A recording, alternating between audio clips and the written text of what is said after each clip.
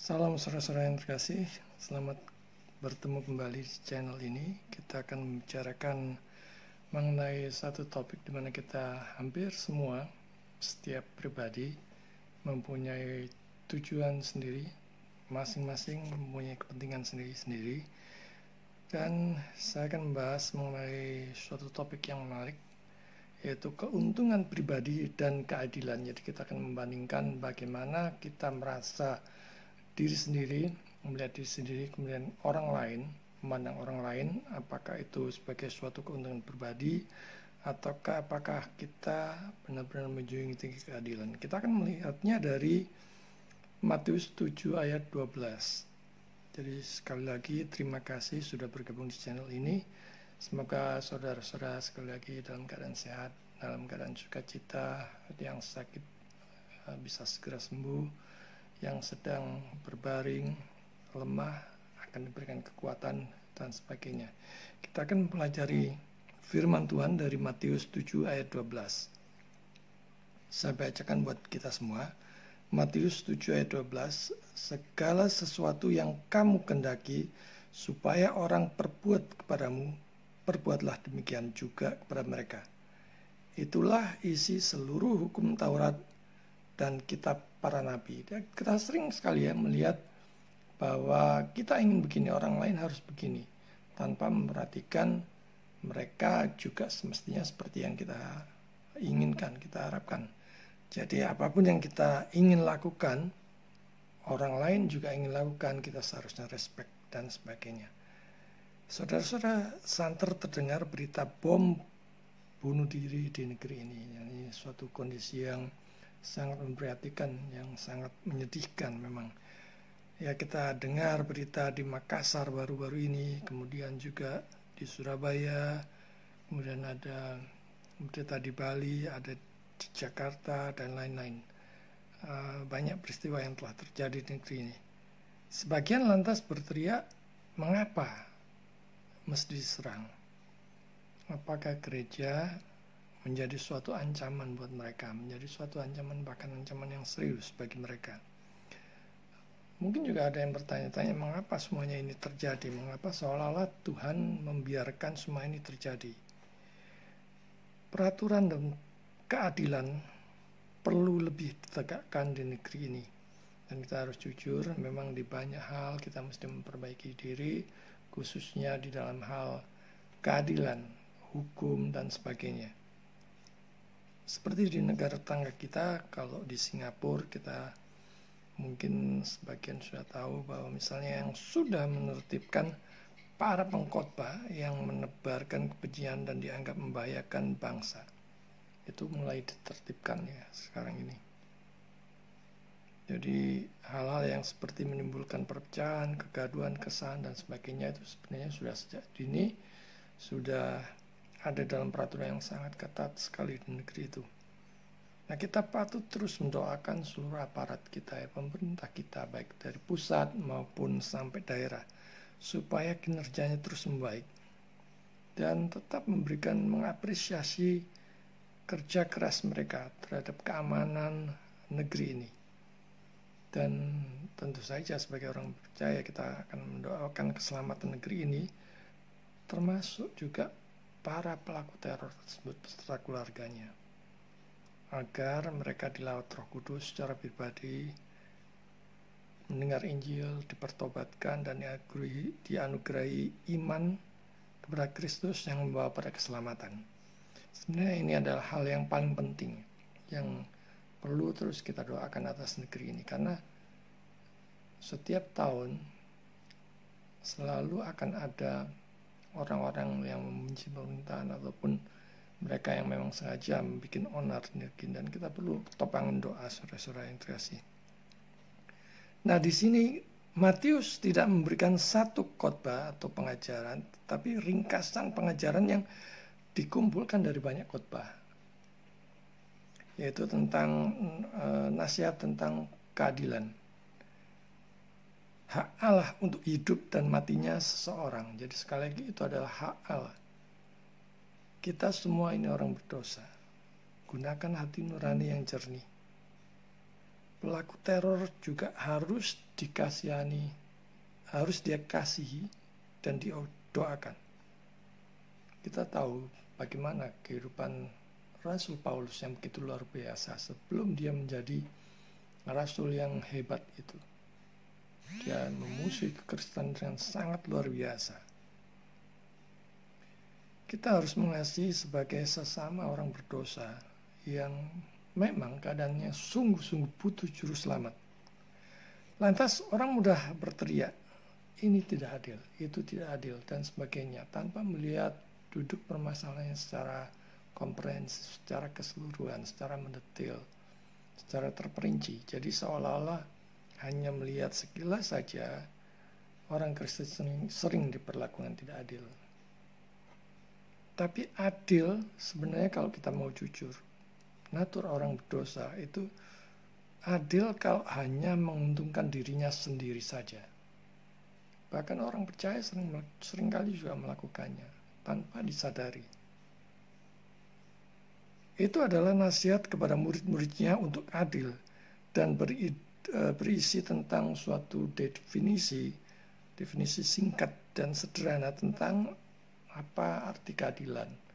Adil itu berarti orang yang ingin orang lain untuk lakukan, dia juga melakukannya. Ada seorang pengacara muda yang sharing pada saya tidak kuat lagi melihat praktik yang begitu banyak ketidakadilan di negeri ini. Saya katakan kita memang dipanggil menjadi domba di tengah-tengah serigala. Dan dunia ini memang sudah kacau balau, saudara. Maka suara kebenaran memang harus lebih berani untuk dinyatakan di mana-mana, diberitakan di mana-mana, bahkan diperjuangkan dengan sungguh-sungguh. Tuhan pasti mempunyai rencana khusus untuk profesinya, untuk menjadi lilin di tengah kegelapan. Orang banyak yang berpikir korupsi itu sudah biasa. Tapi kita orang Kristen memberi teladan untuk hidup jujur, untuk bekerja dengan jujur. Karena karena Allah tahu persis dari lubuk hati kita yang paling dalam, apa yang kita kerjakan, apa yang kita lakukan. Orang berpikir mungkin berbohong, berdusta, itu sudah biasa. Tapi bagi kita orang Kristen harus berani mengatakan iya kalau iya, dan tidak kalau tidak. Berani bahkan memperjuangkan suatu kebenaran. Dan oleh karena itu kita harus senantiasa bersandar kepada Tuhan. Saudara-saudara yang terkasih, pertengkaran, perang, biasanya bersumber dari ketidakadilan. Karena adanya ketidakadilan. Perang ada di mana-mana karena merasa superior, merasa paling kuat, yang kuat akhirnya menindas yang lemah, dan sebagainya. Bangsa yang satu merasa lebih hebat dari bangsa yang lainnya. Kemudian juga ada pilih-pilih dalam bergaul hanya dengan yang menguntungkan dirinya saja. Kalau menguntungkan, ya diteruskan persahabatannya. Kalau tidak, satu-satunya alasan mengapa begitu banyak pertengkaran yang terjadi di dunia dan mengapa manusia saling melukai satu sama lain adalah karena mereka dengan sengaja dan dengan sukarela menginjak-injak keadilan di bawah kaki mereka. Artinya tidak melihat sesama manusia sebagai sesama ciptaan manusia. Kalau kita memandang bahwa mereka, apapun bangsanya, apapun sukunya, apapun agamanya, apapun rasnya, itu adalah ciptaan Tuhan. Dia akan saling menghormati, saling menghargai, respect terhadap mereka. Bahkan terhadap mereka yang berbeda sekalipun. Berbeda pandangan dari kita. Berbeda mungkin ideologi dan sebagainya.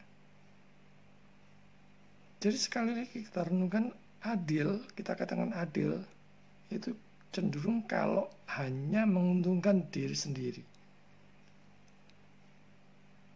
Kita lihat banyak buktinya. Misalnya membenci suku tertentu, tidak mau melayani mereka, alergi terhadap mereka untuk berbicara dan menyapa saja enggan, dan sebagainya. Yang dijangkau, yang dilayani hanya kalau itu menguntungkan. Dan ini sering terjadi di banyak gereja. Memang seperti ini. Jika menyangkut keuntungan kita sendiri, tidak ada di antara kita yang tidak dapat menjelaskan dengan cermat dan cerdik apa yang harus dilakukan. Dan setiap orang menunjukkan dirinya seolah-olah sebagai guru keadilan yang terampil, yang cakap untuk keuntungannya sendiri, untuk dirinya sendiri. Dibutuhkan khotbah yang menyejukkan dan membangun. Dibutuhkan pengajaran yang lulus, yang alkitabiah. Bahkan yang mengobarkan semangat untuk terus membangun di negeri ini. Mengapa orang boleh dan diizinkan untuk mengkritik, bahkan menjelek-jelekan agama lain, lantas marah, tersinggung, dan menuntut keadilan sampai demo berjilid-jilid ketika agamanya sendiri disinggung orang lain? Saudara-saudara, apakah aturan larangan ujaran kebencian itu hanya berlaku bagi kalangannya sendiri dan tidak berlaku bagi kalangan lain? Begitu banyak khotbah yang jelas-jelas kita lihat di YouTube bertebaran. Begitu banyak khotbah yang kasar, menebar hoak dan menebar kebencian yang beredar di YouTube. Jelas dan terang benderang. Tapi begitu giliran dikomentari, mulai disinggung, mulai lapor, main lapor dan sebagainya. Saudara-saudara yang terkasih, kalau tidak mau dicubit, jangan mencubit. Kalau tidak mau digigit, jangan menggigit yang lain. Mari kita sama-sama menunjukkan. Saudara yang terkasih, mana yang lebih agung? Coba kita lihat Matius 5 ayat 43. Firman Tuhan katakan, kamu telah mendengar firman, kasihlah sama manusia dan bencilah musuhmu. Tetapi aku berkata kepadamu, kasihlah musuhmu dan berdoalah bagi mereka yang menganiaya kamu. Atau perintah untuk membunuh, membenci. Nurani saudara dengan jujur bisa mengatakannya, yang mana yang lebih baik, yang mana yang lebih agung. Membunuh siapapun itu dosa, melanggar perintah Allah. Dan hukum Allah itu sampai sekarang masih berlaku. Jangan membunuh. Sekalipun meski dia beda agama, beda ras, beda suku, beda bangsa, itu adalah ciptaan Tuhan. Jangan menutup mata terhadap keadilan. Soal kita tidak tahu bahwa kita sebenarnya memperlakukan orang lain juga dengan tidak adil. Kita harus renungkan mengapa ada begitu banyak kejahatan. Saudara yang terkasih, mereka lapar. Mungkin mereka lapar. Mungkin mereka haus. Mungkin mereka butuh topangan. Mungkin mereka butuh dihargai. Dan di mana kita berada pada saat itu? Mari kita jujur dengan hati nurani kita sendiri. Kita pikirkan, kita renungkan, kita refleksikan dengan pikiran yang jernih, dengan hati nurani yang jernih. Di mana kita saat itu? Matius 25 ayat 35 katakan, sebab ketika aku lapar, kamu memberi aku makan. Ketika aku haus, kamu memberi aku minum. Ketika aku seorang asing, kamu memberi aku tumpangan. Kita tidak tahu. Mungkin Tuhan ada di sana. Ada di orang jual koran, ada di tukang sampah, ada di polisi yang mengatur lalu lintas, yang kehujanan, kepanasan, dan sebagainya. Ada di orang yang minta tumpangan, yang rumahnya digusur, dan sebagainya. Kita tidak tahu. Apakah kita sudah melakukannya? Gereja bukan hanya gedung yang megah, AC yang dingin, bersih, kinclong luar biasa, hingga pemulung yang ingin datang kepada Tuhan enggan masuk ke dalamnya. Gereja di pedalaman ada yang hanya kursi dari batang pohon yang dipotong-potong dan diikat. Beralaskan tanah, bukan semen ataupun marmer mewah. Tetapi toh ada damai di sana. Ada nama Tuhan yang ditinggikan di sana. Bandingkan dengan gereja di perkotaan. Ada begitu banyak yang gereja yang sudah megah, tapi mereka tidak peduli dengan orang-orang miskin, orang-orang di sekitarnya. Sehingga pada saat terjadi ledakan, terjadi kejahatan terhadap gereja, orang lebih cenderung menyalahkan segala sesuatu itu sebagai persekusi, penindasan, dan sebagainya. Tapi kita harus jujur, kita pun mempunyai peranan yang sama untuk bisa membantu mereka. Seandainya mereka tidak lapar, seandainya mereka tidak terdesak, seandainya mereka mempunyai tumpangan, seandainya mereka tidak kelaparan, kehausan, mungkin mereka tidak akan dicuci otak oleh orang-orang yang tidak bertanggung jawab. Kalau donatur, orang kaya, kita renungkan di banyak gereja, disediakan duduk di depan. Sedangkan jemaat yang miskin lebih banyak di belakang. Saudara yang terkasih, kehangatan, keramahan, dan hati untuk mereka yang terlupakan juga dibutuhkan di sana. Gereja adalah persekutuan orang percaya di dalam Kristus. Saudara-saudara, mengasihi musuh itu tidak mudah. Mudah kalau hanya di bibir saja, tapi berat untuk menjalankannya. Bahkan untuk mendoakan mereka, terutama orang yang paling kita benci. Mungkin mereka telah melukai kita, mungkin mereka telah mendustai kita, menipu kita. Tapi saudara-saudara yang terkasih, perintahnya adalah harus mengampuni, harus mengasihi.